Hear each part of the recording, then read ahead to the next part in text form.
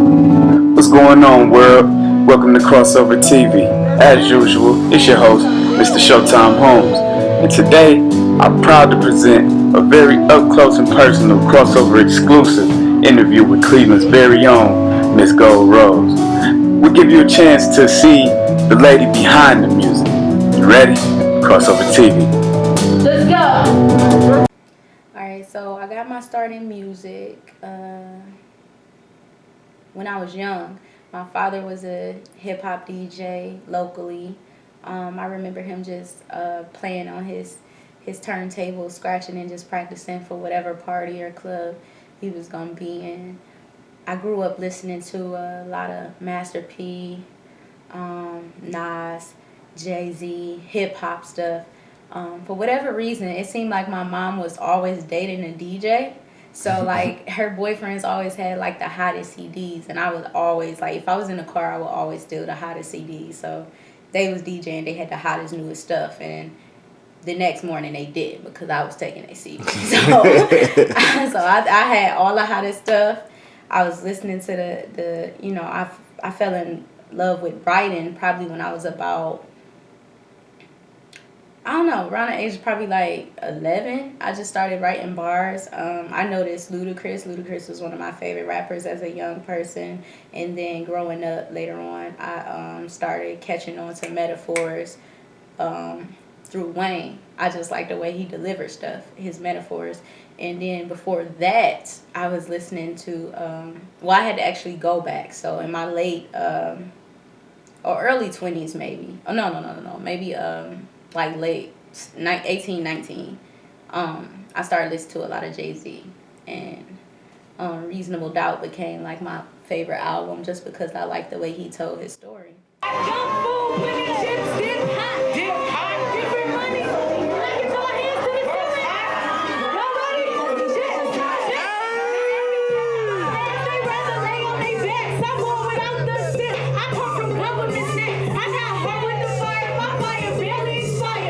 So performing when I was young, I used to always want to grab anything, hairbrush, pencil, anything, and pretend it was a microphone, and I started rapping whatever song that I knew.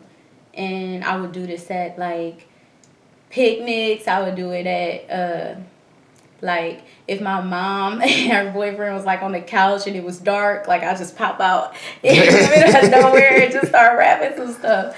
Like like it was times where we ain't even had couches and I was like giving everybody a show, whatever. So that was that. I was performing very, very young. I stepped in the studio for the first time when I was about 14 and made a song called Ugly. It was called UGLY. And it was just talking about, like, a lot of silly stuff, going in with my older sister and my younger brother. And that was the beginning. Since then, I've just been going hard and just getting better. I use music as an outlet, or it has been an outlet for me for certain things.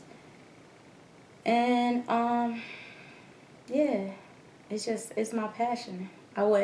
The reason that I do it is because I couldn't see myself not doing it. You know what I'm saying? I think I don't want to be trying to sell somebody the image of me doing it when I'm older, like up in age. You're just like, oh, I used to do this, or I used to do this. So it's like, no, everything that I'm doing, you're going to see it. How you feel before you get on the stage? I'm feeling good. I'm excited. Thank you to everybody that came out to support me.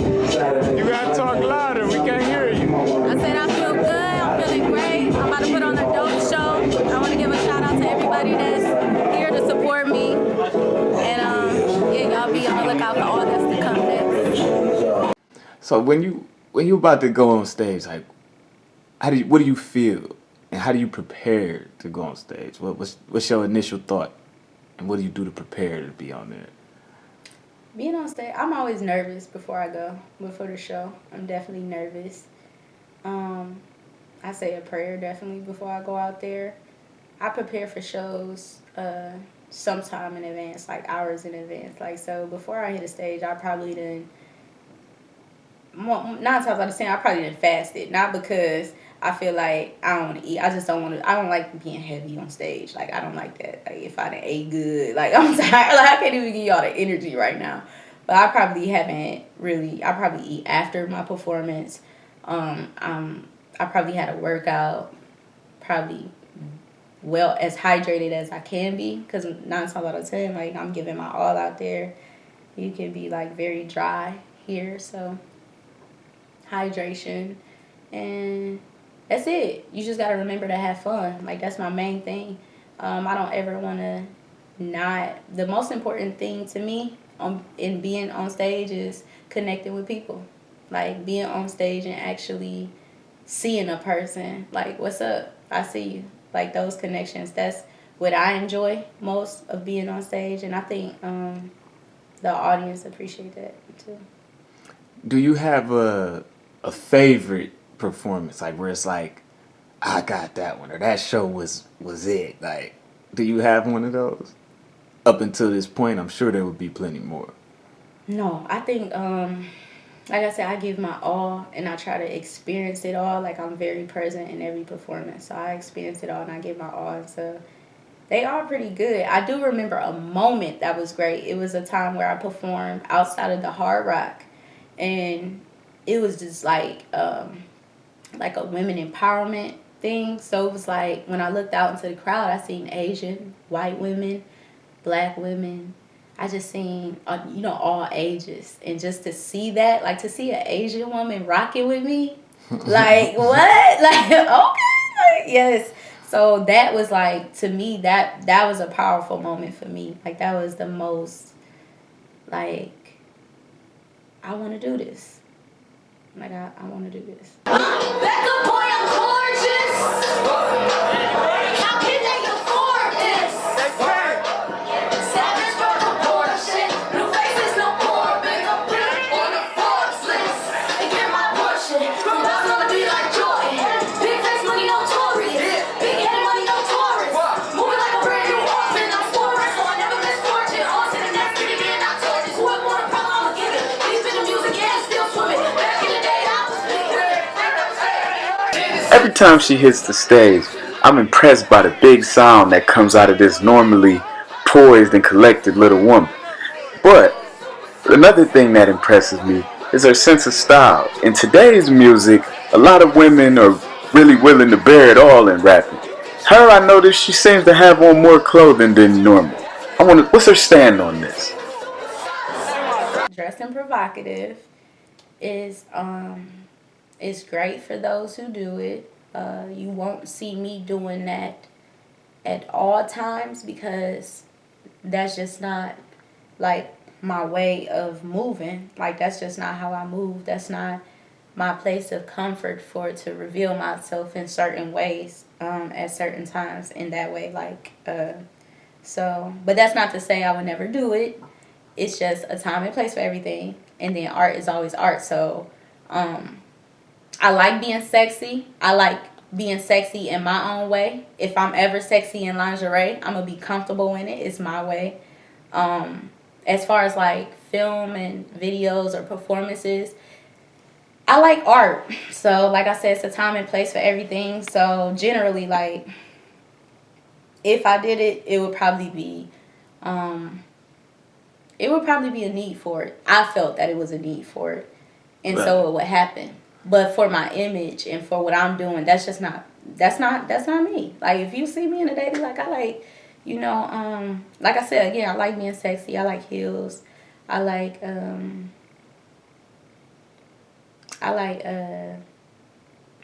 I feel like it's a difference between sexy and provocative. Like sexy could be anything. Sexy could be a nice dress. Sexy could be a nice outfit, nice fitting jeans, nice sexy, whatever. Sexy is confidence. And It's there's high- naked. Yeah, well, Like, yeah, there's naked. is provocative. There is naked. Yeah, there is naked. Naked is separate from all of this that we talking about. Like, no, you will never see me naked. You're not never gonna see me naked. But sexy is confidence. Sexy is knowing who you are, right? And that's me. So like I said, if I felt the need to be wearing something revealing, it's gonna look great. Because, not because it's on me, not because I worked out. It's because of my confidence, because I wanted to do it. You know what I'm saying? But you do work out, right? I do. I work out. So that probably would help. It's gonna help, of course. That's gonna help for sure. But shout out, it's not really about. It's like I said, sexiness is self-confidence. What's also sexy is responsibility. That's what I learned. I learned that women is attracted to. You wonder why you think either a man gotta be either sexy or he gotta have money for us to like him. Like, no. When he has money because he was responsible. Well, not the drug dealers. Well, even the drug dealers. But anyway. Responsible to a certain extent. Edit that part out. But all these things cover responsibility. That's what I was coming with. Everything is like, when you got money, it's some type of time management. It's something to do with responsibility. When you see a man walk into a large house that he has worked for, it's responsibility. When you see that independent woman, same thing, large house she has worked for. It's responsibility that is attractive. You don't want the bum, do you? Why? No, because he got money? No, he cannot have a dime in his pocket. But if he's like, oh, I'm on my way to work, what do? Oh, I'm a bank inspector or something. Like, I don't know. But not a bill in his pocket, but he does something. He does something. He has a responsibility. And I think, to me, that's what's attractive. But sexiness is like confidence. So, fellas, you here first. You want to go, Rose, get a job. Amen. Amen. Real talk. Even sticking to the sexy thing. Have people ever encouraged you to change your vibe, or do you get more praise because you stick to how you stick to it? Because I've never seen you come off like trashy or anything like that, where somebody could even mistake it for that. I'm not saying any girl that dresses a certain way or performs a certain way or raps a certain way is trashy, but it's like you could never be mistaken for that. I actually look at that as like a strong suit of yours, but like, does everybody? Now they do. Now. Well, I remember in the beginning, I remember my mom was like, yo, you should wear these kind of boots. And you should wear this outfit. And then, I don't know, I remember somebody talking about leather or something. And then I remember someone else saying I should do this and that. So it was a lot of that in the beginning. But, I don't know what happened to it now. I think some people still want to see it, and they may get it, but that, like I said, that would have to be on my terms when I want to do it.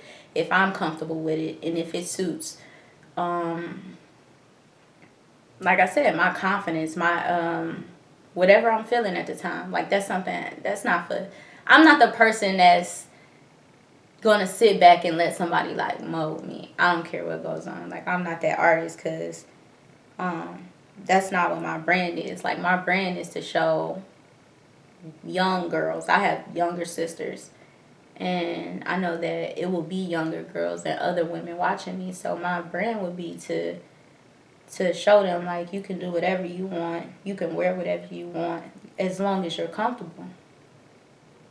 Dope. I like They be gossiping, talking, but I'm on my phone. Everybody wants some. Okay, baby, get off my line.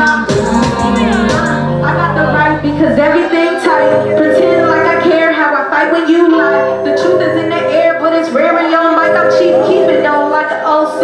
New pop. Seem like everybody faking they status lies and times for a chance to overcome under vacancy at the. Networking and relationship building could be very pivotal factors when coming up in the music game. So, you really have to be careful with who you let in your circle. Everyone that says they're there for you is not necessarily there for you. I had to ask her, what are some of the dead giveaways or red flags, if you will, with people that will pretend to be your friend but may have other intentions? What are these type of people like? What are the type of people you have to watch out for? Who are they? I constantly tell you yes. And the one time, like, you kind of just using me because you getting what you want out of it, because you want to go somewhere solely by yourself. And you don't feel like I'm capable of being on that same level. So you just kind of creating like this pyramid relationship, when if you really looked at all of us as team players and kings and queens, then we all would be, I don't know, I would say like you would respect all of my investments as well as your own, whether my investment is money or time, and respect it and think highly of it. And some people just don't do that. But I feel like they should. Because I'm not to be played with. Like, I'm not to be fucking played with. Y'all niggas gonna regret that. Hey, People gonna regret that. Don't play with gold rose. Yeah, no, people gonna regret that. I work hard. And when I feel like I'm being used, I think it's fair that I back off. You know what I'm saying? And rightfully so. Why? Like, why be so used to where I don't have anything for me? Mm-hmm. So yeah, so when I finally learned that, I stopped. Now I'm doing, like, I take courses and things I want to learn or do in life. I'm doing my music. I'm getting this money. I'm taking that money, investing in my courses, investing in my music, and I'm just growing. And to whoever is, you know, like, to whoever who wants to be a part of it, they can be. And involve me in their stuff. I want to be a part of all of that. I make time for all of that. But I don't know why people be sleeping. You shouldn't sleep. Some people rather dream. Yeah. And I think another thing too, I'm not like a loud person. I'm not like, yo, I'm about to drop this, the hottest shit ever. I'm about to be a millionaire. Yo, people gonna regret this. Like, that's not solely, like, that's not how I use my voice. Like, how do you use it?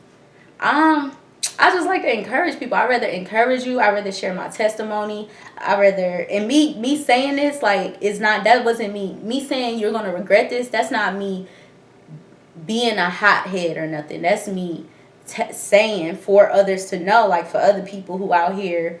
I understand the person, like, you don't have to be a loudmouth about everything. You know what I'm saying? Like, I understand the people that I am the person that, you know, we work hard. We work with our heads down. We stay humble. You know what I'm saying? We never give up. Our focus is to wake up when the sun rises and then grind, get to the money, write a song, work out. Like, you doing all this stuff. I don't have time to be like, yo, I'm about to drop the hottest shit ever. Why? Because we going to do it professionally at the same time. We going to promote it, and then it's just going to drop. And then at the end of the day, great work speaks for itself. You know what I'm saying? I as an artist, I would much rather prefer my brand be built off of a platform that is authentic and that is not hyped and exaggerated to where I have to perform all the time. Like, no, I think it's gonna be who I actually am. You know. That makes sense. Yeah, so I don't need to, like, hype nothing up. It's easier to keep up with it when it's you. Exactly. It's hard to be somebody else. Exactly. Or some created person. Exactly. And I learned that a long time ago. Like. Dope. Yeah. Any shout outs you want to give? Yeah, I want to shout out Matlock. I want to shout out my mother. I want to shout out DJ Fatty Banks. I want to shout out DJ Coco Z. And my younger sisters. And just shout out to everybody that's supporting me. And y'all look out for that Gift in the Curve coming out soon.